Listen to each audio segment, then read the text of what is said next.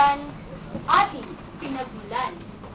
Wika kung tawagin, subukang tuklasin. Wikang nagpabuklod, halina't alamin. Ang wikang Tagalog ang naging batayan. Ito rin ang gamit sa pag-uugnayan. Sa wikang Tagalog, aklat na isulat. Ito'y tinangkilik at naging sagisan. Itong Pilipino ang wikang ginamit sa pagpapahayag ng iyong iniisip. Sa wikang Tagalog, aklat na isulat. Ito'y tinangkilik at naging sagisan. Ang wika ay buhay at may pagbabago. Ito'y umuunlad. Ito'y dinamiko. Sa wikang pambansang ating isinulong, wikang Pilipino tuloy sa pag-usbong.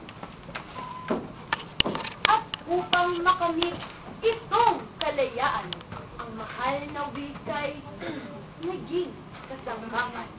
Ito'y sanlatarin sa isang labanan hanggang sa makuha layang inaasam. Kaya kaibigan, ating isa-puso, isa-isip sana at huwag mapaso. Itong ating wika ay baka mahalin. Ito'y payagungin, ating paunlarin. Wikang Pilipino ay wikang ang unay.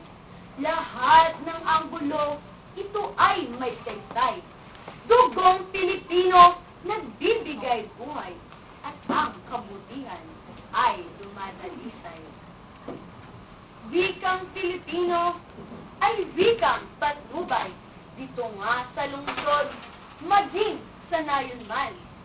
Kaya't isa puso at laging tandaan upang makamit na itong kaunlaran. At dahil sa wikang pambansa nga ito, nagkaintindihan sa lahat ng dako.